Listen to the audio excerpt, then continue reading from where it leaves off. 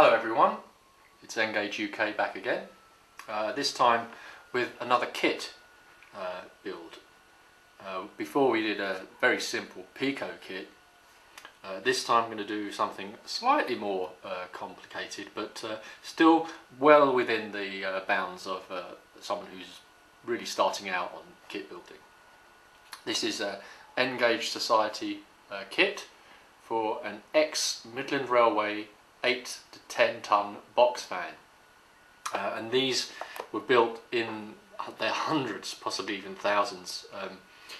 For those who don't know the history, Midland Railway were a constituent part of what became the LMS, London Midland Scottish Railway, which of course eventually became part of British Railway.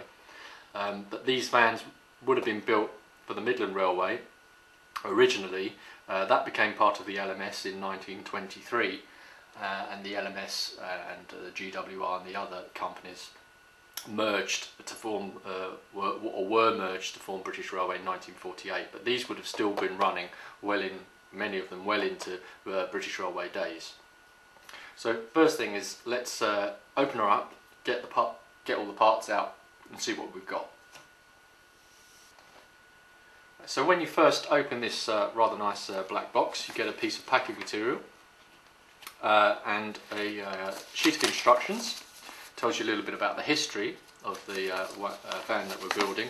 Apparently 7,000 of these were built. Tells you it's built to diagram 363 for Midland Railway wagons, and some step-by-step instructions there.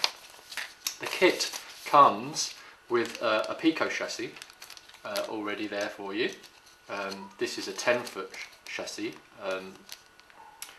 and then the various parts of the actual wagon body.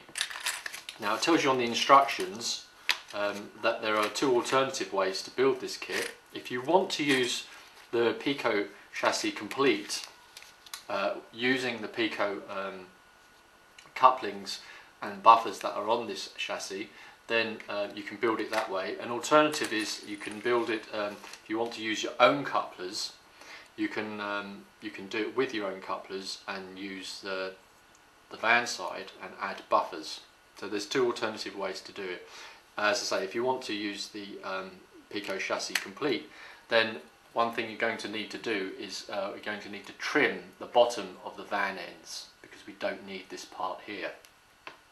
If you want to use something like MDB couplings, then you will need to make an adjustment to the chassis itself, and that means shaving this part of the chassis off to enable the side of the van to sit over the end. You will then need to actually add the couplings and your own buffers. For this demonstration, we're going to build it with the chassis as is. So the first thing we're going to do is I'm going to take all the pieces of the van body off of the sprues and give them a bit of a clean up, and then we're going to tackle these two van ends, and we're going to have to take this bottom part off. So I'll just take these off the sprues and be right back.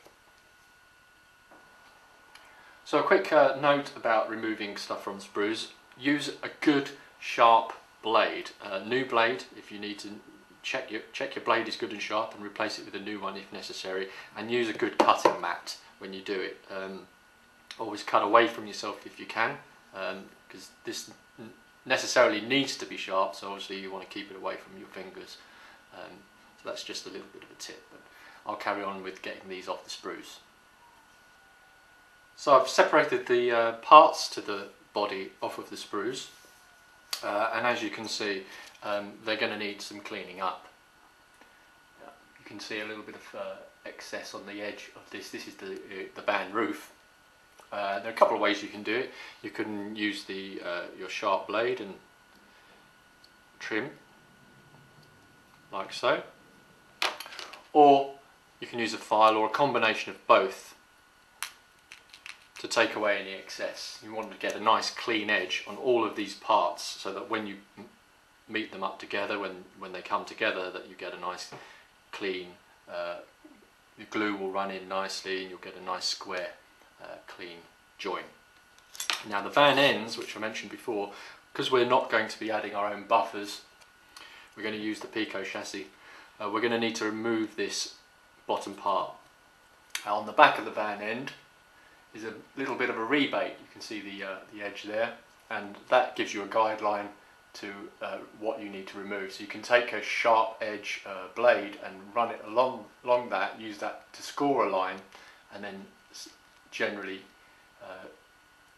use that to score a line, and then take that bottom part off and clean it up. So I'm going to get on with that, and I'll just come back when that's done. So I've cleaned up most of these pieces. Now I'm working on the end walls, and as you can see, I'm just using this rebate line as a guide to score across the sidewall from the back, just to mark off the piece I'm going to remove. And by using the knife to cut through it, I can ease through and eventually remove that piece and then tidy it up with the file. So I've done the first of the end walls, and that's what it looks like compared to the original. So this one's still to be done, and like all these pieces, just take your time, no hurry, take off a little bit at a time, and just get these pieces so they'll match up nice and neatly. I'll get on with this one now. Okay, well, all the pieces of the van body are now prepared. Here are the little bottom parts, the sides that we can discard. And the next thing I'm going to do is going to start to move towards assembling. So we're going to take the chassis and open that up and get the bits out. Okay, so here are the parts of the chassis, and just to identify them, you've got the main body of the chassis, the couplers, the weight, wheels, which we're not going to use till later, so we'll put those aside, and these are little tabs. When you use the body of the kit as is, it has tabs on the bottom of the floor, which press down into these recesses and hold the couplers in place. If you don't use these coupler pockets, you need something like these to hold them down to fill that gap. So they provide you with this little extra sprue of plastic, which again we won't need for the moment. So the first thing I'm going to do is, just like we did before, is we're going to check for any flash on these, and once again on that chassis we've got a problem in the centre there with a little bit of flash, which we're going to remove, and once we've done that we can start assembling it all together. So I've cleaned up that chassis flash with the file, and I've just used the end like so, just to take that away, so that when we put the floor of the van body down, it will sit snugly down and hold those couplers in place. So the next thing we're going to do is the first part of putting this all together, is we're going to put the couplers in, and again this piece at the bottom hangs down, so we know which way round they go in. It goes in like so. Put them both in, and simply, without gluing, we're just going to test fit the floor in, just to see if it holds the couplers at the right angle, that is square. If it doesn't, then you might need to make some small adjustment to it. If these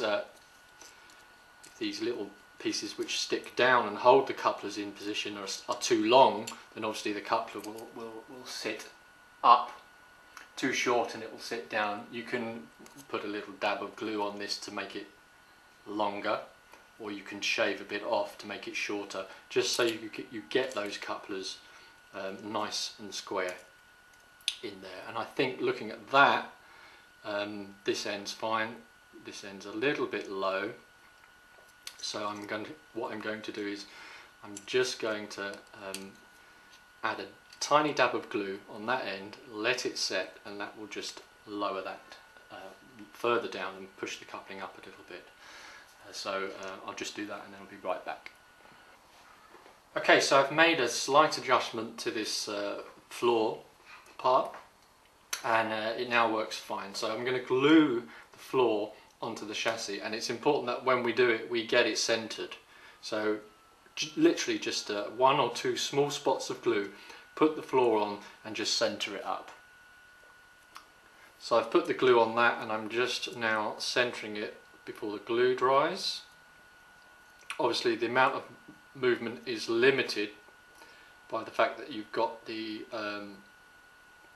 parts which drop into the coupler pockets to hold the couplers in place, but you have got a little bit of adjustment possible there.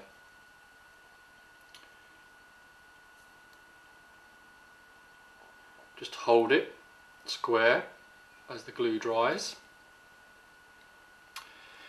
And with any of these kits, it is really important not to overdo it with the glue. You just need a small amount and that will bond. And now we've got that there and the couplers are nice and square to the body. Just let that dry. Okay, that's dried off. So the next part, according to the instructions, is to do the van ends and then put the weight in. But I've done 3 or 4 of these kits already, and I actually think it's easier to do the weight first. There's a fair gap on either end, so as long as you centre it up and it doesn't overlap to the sides, you can glue the weight on first before you do the ends. So I'm just going to glue the weight on centrally to the floor of the van, and then I'll come back and do the ends. So that's the weight glued down, and it's just drying. And the beauty of using, I'm using Humbrol Precision Polycement, but the beauty of using glue like this is it does allow a small amount of adjustment as the glue sets. You could use super glue or something like that, but I think this gives you a little bit more time to make those fine adjustments as you're going. So as soon as that's dry, we're going to glue the ends of the van on, and they just need to be glued on the ends and lined up with the chassis.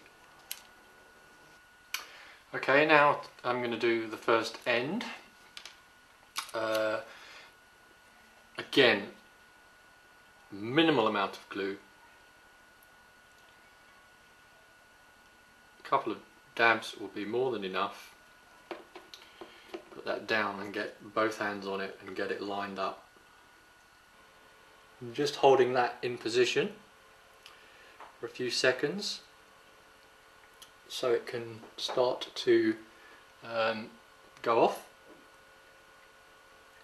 And just check that you've got that lined up to the end of the van. As I say, you can still make some small minor adjustments if you need to.